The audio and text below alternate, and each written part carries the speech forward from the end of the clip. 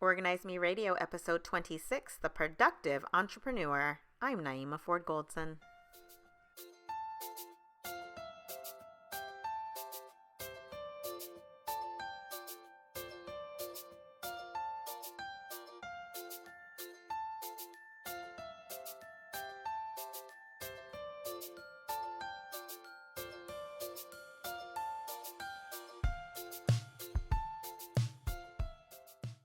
Hi, everyone. Welcome to Organize Me Radio. Today's guest is my sister. She's the founder and CEO of Ford-Robbins Coaching and Consulting. She's also the Assistant Director of the Health Careers Resource Center at the University of Nebraska at Omaha. Welcome, Nadira Ford-Robbins. Thank you. So happy to be here as a guest on your podcast. Well, I'm so happy that you're here too. So we're going to have a candid conversation about being entrepreneurs and being moms. So can you tell everyone about your business and why you decided to start a coaching business? Yes. So Ford-Robbins Coaching and Consulting is my side hustle. Hopefully one day it will be my main hustle. But my business essentially helps individuals bridge the gap between strengths and success to get them to their next level of achievement. So in my life, I've always been someone who is a connector to people, a connector to opportunities, a connector to resources. And that's why our logo has the bridge, because I realized in my life that my purpose is to help bridge the gap between people. So I bridge the gap in a lot of ways. You mentioned my position at UNO. And so working as the assistant director in the Health Careers Resource Center, or the HCRC as we call it, we're responsible for all pre-health advising on campus. So individuals going to become a doctor or want to become a nurse or an occupational therapist or a dentist, I bridge the gap from them coming in with a high school diploma to them finishing with a bachelor's degree or post-baccalaureate degree and going into that professional education. So I stand in the gap for individuals and provide them with a roadmap to navigate to their next level of achievement. So the bridge is synonymous with that. I also do think that it's kind of funny because our last name, our maiden name is Ford, and a ford is kind of a bridge of sorts. It's a shallow, place in the water where you can cross over. So I just thought that was interesting as well. And of course, growing up in New York with bridges in our backdrop at all times, I just found that the bridge was very symbolic for me. Okay, so tell everybody about your background when it comes to the training that you've received as a coach, because you're a Gallup strength coach and you helped me figure out, where I need to be in my business. So tell us a little bit more about that, what the training is like and how you use that in your consulting business. Yeah, so it's really interesting. I remember when I got into college, I wanted to become a child psychologist. And after taking my first psychology class, I knew that I did not want to do that long term and that I wanted to help people figure things out in a form of counseling, but I did not yet know what that was going to be like. So in college, I say my daughter is the catalyst to me becoming a life coach, because at the time I was a junior in college and got pregnant with her and found myself in a situation where I didn't think I was going to be as a college student on a full ride scholarship. So I had to figure out what the next step was so that I wouldn't become a statistic and that I would graduate college. So in that area of my life, or in that time in my life, I found this show called Starting Over, and I watched it, and Iyanla Van Zant was a life coach, and she was coaching women in this house to get to their next level, to get out of the rut that they were stuck in, and to help them find their power and her power into purpose. And as she was doing that for the women on the show, it was therapeutically helping me to live vicariously through them. And from that moment on, I said, I think what I really want to do is coach. So I found myself in speech communication and studying interpersonal communication and how people communicate non-verbally and cross-culturally. And I found interpersonal conflict and conflict mediation to be interesting and to go along the same lines as coaching. So in that same time, I was working for Gallup at the daycare, and they, at the time, every employee who applies has to fill out the Gallup Strengths Finder, is what it was called. It's now called the Gallup Clifton Strengths Assessment. And so that was when I was first introduced to Clifton Strengths.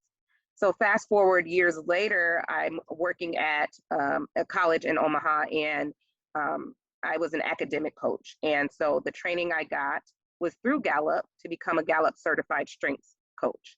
And we use the Clifton Strengths Assessment to figure out what people's dominant strengths are.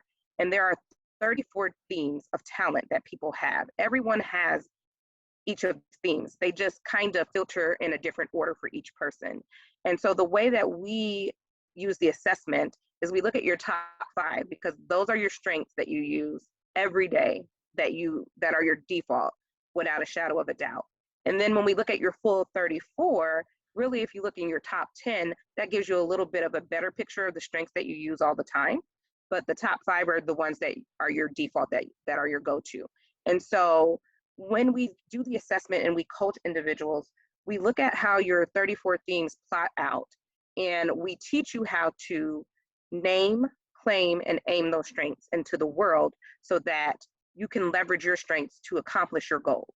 And so that you understand what's right with you instead of looking at what's wrong with you. So strengths is founded in positive psychology. And Donald Clifton, who was the founder of Gallup, was really big on his research and figuring out what's right with people, because in the world, we operate from a deficit model. And so we're always thinking about what's wrong, or if I could only do this right. So when you think about a deficit model, the thing that comes to mind is like your annual review at work, right? And so you sit with your boss, and your boss tells you like 20 things that you did right. And then they might say, well, but this one thing you can improve on. And that's the thing that's going to keep you up at night. You're going to harp on it. You're going to be upset with yourself. Like, why couldn't I just get everything right? Mm-hmm. And that's kind of unrealistic. Like, nobody's great at everything. So with Gallup Clifton Strengths, what we do is focus on what you do right and operate from that lens, because we find that if a person can celebrate what's good about them, they'll have more energy to kind of manage around their weaknesses. Your weaknesses are always going to remain what they are, no matter how much you try to, what we call weakness fixing. You can't essentially get rid of those weaknesses, but you can use your top strengths to kind of manage around those and make up for it. So adaptability is my number 10, and adaptability is all about going with the flow and flowing into things and being okay if your schedule changes. You might have a list for the day, I'm going to do X, Y, Z, and then Q shows up in X, Y, Z, and you're like, wait, Q is out of order, right? But with adaptability, you're able to just say, okay, that's okay, we'll just flow with it. So because I have adaptability, I'm typically late a lot. I'm running late a lot because I let things flow. So what I have to do to manage around that is I have to use some of my other strengths, like communication, to kind of communicate with people around me, like, it's going to start at this time, but I'm going to set my clock or put it in my calendar 30 minutes earlier so that I can give myself that motivation to be on time. And it actually works great.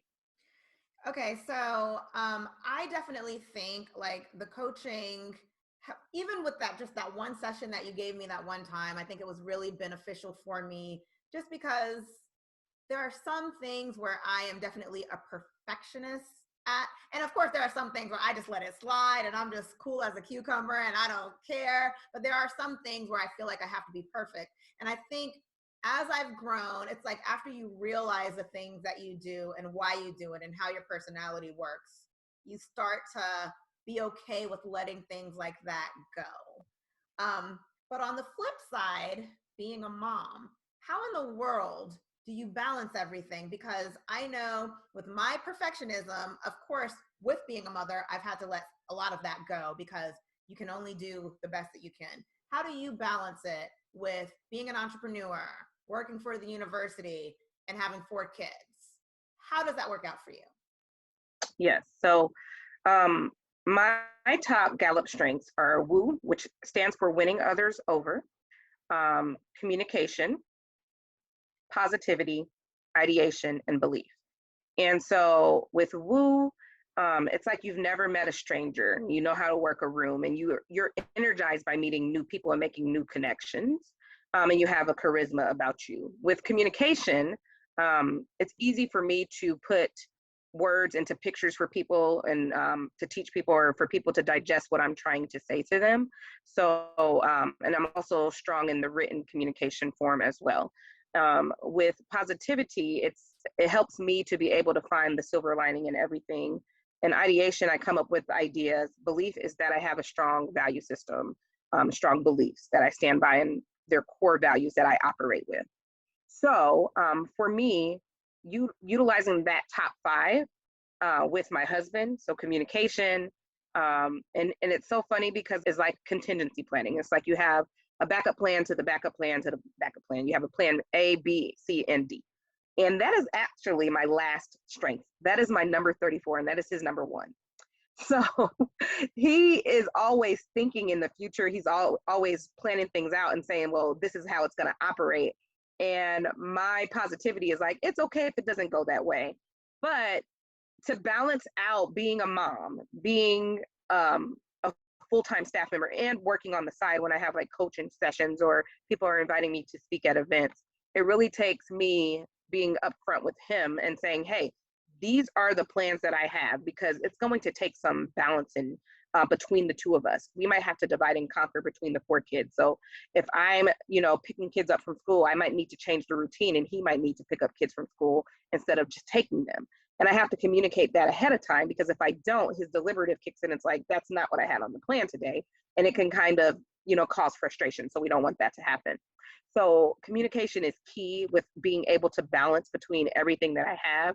And then being able to just figure out what the plan is and to flow with it, even if something is a little off kilter. It is definitely hard as well, because sometimes I'm so on the go that I don't communicate my plans. I know in my head that I have, 3 things to do after work, and the family might not know that. So if I don't communicate that ahead of time, it can be a little rough. I can definitely relate with you when it comes to balancing things, especially when you have a husband and children. And I have a special needs child. So for me, it's almost like having more than just 2 kids, because you have to balance his therapy, schedule his speech therapy, his occupational therapy, and things like that. And it's just so, at times, can be extremely frustrating and just really hard. I feel like I suffer from burnout a lot because of that. Do you have any advice for people who might suffer from burnout as a mom? Because there's always something that will fall by the wayside. For me, it's the social media part of my business. I absolutely hate social media. The only reason I'm still on social media is because I have a business. Otherwise, I would not be on it, trying to keep up with Instagram, trying to keep up with Facebook, Twitter, Pinterest, trying to learn TikTok. What advice would you give for moms, or just busy parents in general, for what they can do, and how they can prioritize what's important? Right. So you mentioned a few things there. You mentioned burnout. You also mentioned prioritization, and um, how to make things easier. And I think the best way to make things easier in terms of a business is automation. What things can you automate? What things can you take off your list and just schedule, maybe one time a week to schedule all your posts that you're gonna have sent out. And maybe it's like, on Sundays, I'm going to take this time and I'm going to use an app that is going to schedule my posts for every day at 6 o'clock. The best thing to do is, when you have like a business page on some of these platforms like Instagram, you'll get analytics and you'll see like, when are my followers mostly online? And it'll tell you, your followers tend to be online at 7 p.m. at night, or, lunch break, noon. It'll also break down how many men and women you have on your page, what their age group is, so that you can kind of speak to that. So you can use automated apps to kind of help you schedule those posts. I think Hootsuite is one that will post to multiple platforms, but you can kind of do some research and find some of those apps to kind of help you not burn out from doing all the work yourself, especially when you have other things to do.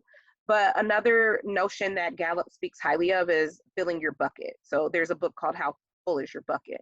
And working in Gallup at the time when I did work there, there were drops that we could write to people. So these were just little notes and things that you've noticed that somebody was doing right, and you just wanted to put a drop in their bucket and just fill their bucket up.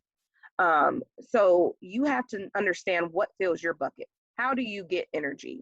The things that drain you, so social media drains you. So that's why scheduling a time each week would be great, to just write your captions and schedule it to go out on, you know, different times each day, or a set time each day, you know, and doing that a week in advance so you have that. There are also a lot of businesses out there that, one is called PLR, that hires people to write, and you have the license that you basically purchase from them, and you're able to use their products or their work and just kind of tailor it to what you do. You can switch some of the words around, but the template's already there for you, and then you can just use that, instead of spending the time trying to figure out what words or what feelings, what emotions pull your clients into your type of work, the people that you're called to, what tugs on their heartstrings to get them to click a post or to get them to purchase a session to organize with you. So you can use some of these automated apps and kind of make it easier on yourself. You can buy these templates and then put it in words that, you know, you speak, so that it sounds like your voice and not somebody else's. But at least the template is there for you to get started, because sometimes it's just like, how do I get started? What do I say? How do I reel people in? And having a template is helpful in that way. And then you'll avoid that burnout, but also what fills your bucket. So after you've taken that time each week to send out, you know, to schedule your posts and when they're going to go out for the week, then do something that you love to do that gives you, that refills your cup or refills your bucket. I also know that if I don't feel good physically, then I'm not going to be good for anyone. So I have a massage membership that I go to, a place in Omaha. It used to be called Massage Heights. It's called Everyday Massage now, but I have a monthly membership where I get a massage once a month. And for me, I like to get my nails done. So I get my nails done every 3 weeks, and I get a pedicure as well. And that's just time to myself, where I don't have to worry about being a mom, a wife, or, you know, an employee, or an entrepreneur. I can just kind of decompress. Some other things that I would say, you know, maybe you fill your cup by working out. So I make sure, like, I have a Pilates membership now. I try to do that. But you really got to not only schedule time to do things in your business, but you have to schedule time for yourself to replenish yourself so that you can be good for others in your life. So what is your coaching process like then? Yep. So I coach in a couple of ways. It's easy to utilize the strengths assessment because I can see what people are operating from, like where their baseline is, and kind of talk to individuals to see how they utilize those strengths. So every strength has like a balcony and a basement, a high point and a low point, right? So the high point of my strength in communication is that I can talk to multiple people, multiple groups, and I'm fine with that. Excuse me. But the low point, or the basement, is that I might come off as a blabbermouth. I might talk too much. So if people don't understand my strength, I might think it's a weakness. And sometimes you run into people like that. So I had a coworker that I was working with, and her strength was context. And so she also had communication. So when she would train people, she would always apologize. I'm sorry, I'm talking too much. And I would have to tell her, no, you're providing context for what this is that we're doing. And this is a valuable strength. And this is why people like you to train them, because you provide context for why something works the way it works. And when I gave her that feedback, she started feeling better about herself, because she thought that this was something people hated, when actually people would like to book trainings with her because of the context and how deep she went into the context of a situation. So a lot of times when I'm utilizing strengths, I'm able to tell individuals, this is actually strength, it's not a weakness. And this is a way to reframe it and a way to look at it differently, you know, and how do I use this to help myself? And how do I utilize this to show what's right with me and not what's wrong with me, and not operate from that basement level, you know, because we all have egos, and egos can be added to a strength to make a strength seem like a good or a bad strength. In Gallup, we say strengths are neutral. There are no good or bad strengths. And sometimes people come up to me and say, oh my gosh, you have woo. I wish I had woo. And I tell them you can use a combination of your strengths to achieve the same thing that I do with woo, right? But for me, when I first got woo, I said, oh my God, I don't like this, because I thought it meant that I needed people's approval. I'm like, I don't care what people think about me, you know? I'm not trying to win people over. And then my boss at the time said, no, Nadira, but you know how to work a room. You know how to talk to people, you mingle. And I said, oh, okay, yeah. So she helped me to appreciate that strength, because at first I thought it was, you know, needing to be liked. And that's so far from me. So I utilize the Gallup strengths that way. And, you know, somebody tells me that they have a goal. We say, well, tell me about a time where you achieved a big goal and you were happy with what you did. And when they start talking through, well, I did this and I like to plan, so I did X, Y, Z. Then we can go on and say, when you did that, you were using this strength. And when you did this, you were using that strength. And this is, how can you do more of that so that comes out so you feel like that all the time? Like every experience that, how can you utilize more of that? And then coaching is really just bringing out what's already inside of you. You have the answers. You just need somebody to talk you through it. And you can hear yourself start saying these things. It's, oh, that makes so much more sense. And so for me, I do that naturally. And I'm curious and inquisitive naturally when I'm talking to people. So I kind of coach without knowing I'm coaching. The other thing is, if I don't have an individual's strengths, and we're utilizing the strengths assessment, because it does cost to, you know, take the Clifton Strengths Assessment. I can just say, like, what is your purpose for hiring a coach? What do you want to get out of this time? And then what are you working on? And we can look at the goals that there's, and then we can start plotting out how we're going to get there. You know, when do you have the most energy in your day? What gives you energy? What would you really like to do in life? You know, if you're in a job that you really don't want to be in, how can we get you to where you really want to be? These are the steps we're going to take. And so we provide them with a roadmap to get to their destination. So then what do you hope each of your coaching clients take away from a session with you? Yeah, I hope that they take away feeling empowered, that they know that all the answers lie within them, that all they have to do is remove some of the rubble and uncover what it is that they're really trying to get to. Because I feel like we can bury our dreams sometimes with expectations, or maybe your life took a turn and, you know, you found yourself with kids earlier than you had planned, or you got married sooner than you had thought. And some of the other things take precedent, right? Precedence, like being a mother and making sure your kids are well and feeding them and clothing them and getting them to school. And so maybe you put that podcast on the back burner that you want to start, or that book that you want to write, put that on the back burner. So sometimes it's removing the stuff that has mounted on top of your dreams and allowing you to get through that debris and figure out what it is that you really want to do. So growing up, what motivated you the most? You know, that's a question that I've pondered on, and I've had a hard time trying to answer it, because growing up, I was the sixth child. And for the first 8 years of my life, I was the youngest child. And then the two younger siblings came at age 8 and 9 for me. So I adapted to being a big sister. And I think for me, as the youngest child, what motivated me at that time was doing things right, like trying to do things right. So like in school, I didn't want to get in trouble in school. I didn't want to get in trouble at home, but I just wanted to do the right thing. And I think that's what like motivated me. So from an early age, I excelled in academics. I made a lot of friends. I just wanted to do the right thing and not get into a place where I was doing the wrong thing. I never wanted to be perceived as like, you know, saying the wrong thing or hurting someone's feelings. So I'm a really honest person too, and sometimes I can come off as blunt. And so there have been times where I've said things and people take offense, and I'm like, oh my gosh, I feel so bad, because I want to say the right thing, or I want to, you know, I don't want it to be like, you know, I'm doing something wrong or saying the wrong thing. So I think that's what motivated me early on in life. Like I really just wanted to do the right thing. And it was impressed upon me early, like a relationship with God. And I think, and you can remember these stories, right? That I would apologize to God if I did something wrong. Yep. Do something wrong and then be like, sorry, God. Oh, yeah.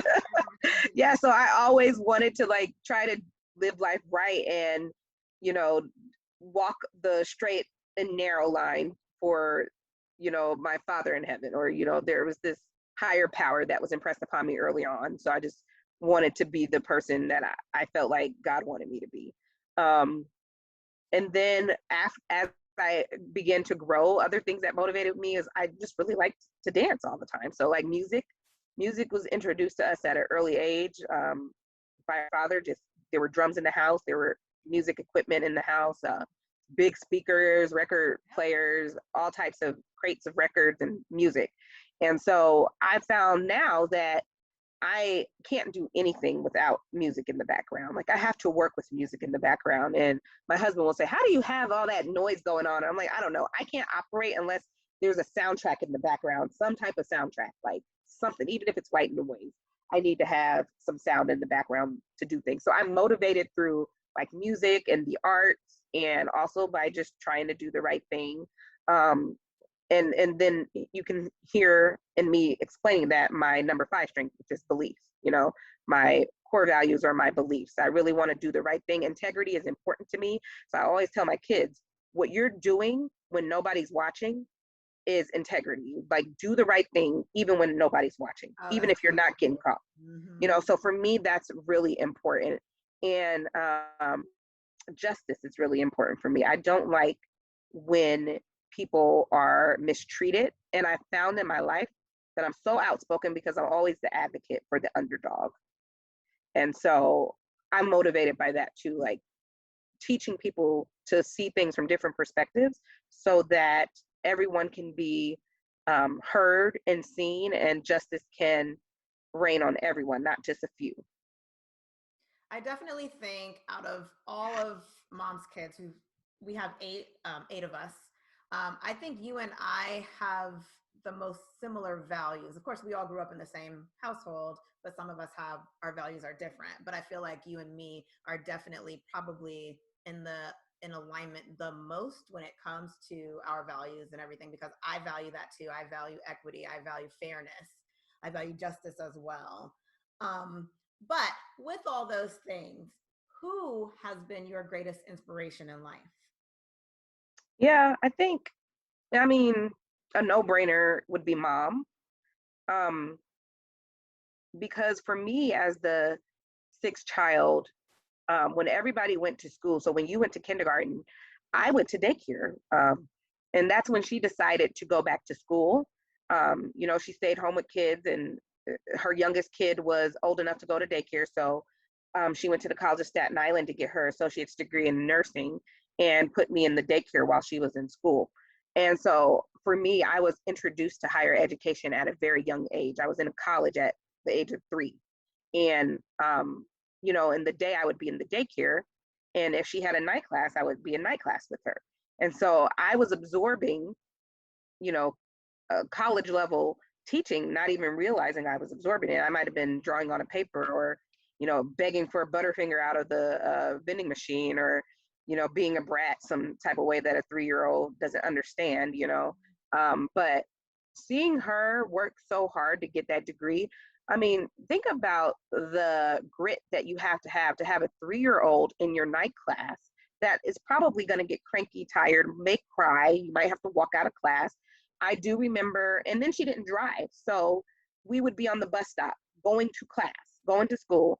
And there would be times, and I always remember this, where dad would say, "Hey, I'm going to pick you guys up today."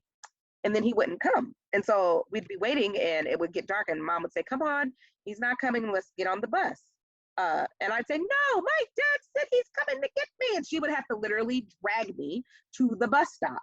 You remember times where we'd go places and mom, you know, there would be standing room only on these buses. But Yeah. once a seat opened up, she would make sure we got to sit down. And there would be times we'd be scared to sit down, right? Yeah. Because we didn't know these strangers. And she, Yeah. you know, but that's how selfless mom was. And she was making sure, like, I'm going to achieve this goal. I'm going to get this degree. I remember the offices, like going into financial aid offices with her. And she talks about Miss Kabasha, which at the time I thought her name was Miss Kielbasa because kielbasa was a sausage I liked to eat as a child. So I would call her Miss Kielbasa. But, she had people motivating her and encouraging her to go and get this degree and to finish strong. And so one of my, I think early on, biggest motivators was mom and seeing her get through that. And because she didn't allow anything to get in her way to achieve that degree, I think it gave me the tenacity and the grit to make sure that I finished. And so when I found myself in college as a junior pregnant, I was like, oh, I'm finishing this degree. If my mom did it, I'm going to do it. Right. And I saw her do it with me. So I know I'm going to do it, and I made sure I did it. And so she was probably the biggest motivator. Along that same line, Kalila, my oldest daughter, was my motivator because when I found out I was pregnant, I got myself into this. I'm going to get myself out. I'm not going to become a statistic. And I'm going to keep the scholarship that I have and get through school. And so I was really motivated by her to finish and for her to see her mom walk across the stage, which she got to do when she was 1. She doesn't remember it, but she's in the pictures, and that was a huge motivator for me. Was I have a daughter now, and she has to see that you can accomplish anything no matter what's thrown your way. You and mom have had full circle moments because you went to college with mom as she was getting her associates in nursing. And then you in turn helped mom to finish her bachelor's degree in nursing all these years later. And then you're helping her to, to motivate her and help her with the resources to get her master's degree in nursing. And now you're advising medical students. So it's just right. something how things come full circle. And I feel like it's kind of full circle twofold for you and for mom. So I just think it's funny how things work out the way they're meant to. Right. And when I started working at Nebraska Methodist College, which is a college of nursing and allied health, I said, isn't this funny? I was raised in a nursing college. Like, is this funny that I'm here? And from that time, I started there in 2012. And from that time, I said, Mom, you need to come back to school. Like, finish your bachelor's. Because, she had got started on her bachelor's. And like when we first moved to Nebraska in 93 and kind of stalled out because work became more important, right? And so it took me at least, I'd say, I was at Methodist for 6 years. I think it took me 5 years to get her motivated to get back into school. And then, like you said, a full circle moment. I said to her, isn't it funny? We're back at the same, like we're back in nursing school together again, except this time I'm not in daycare. I'm an employee and you're a student again, so that was funny. But yeah. And the other good thing about that was, in my position, I was the coordinator of academic success. So like I said, I was an academic coach. I was coaching students to get through things. And one of the hardest classes is pathophysiology. And mom got an A in that class. And I said, Mom, do you know how many students struggle? Like, you came back after all these years and you got an A. And she said, shoot, that class was hard. What you talking about? I was like, you are super smart. Like, a lot of people cannot pass this class. And you came back after all these years in your 60s and got this bachelor's degree, so a lot of it was just even coaching her. Like, you have been working as a nurse for 30 plus years. You already know what's in these textbooks. You just need to put it on paper and show them that you know this, so yeah, full circle moments are awesome.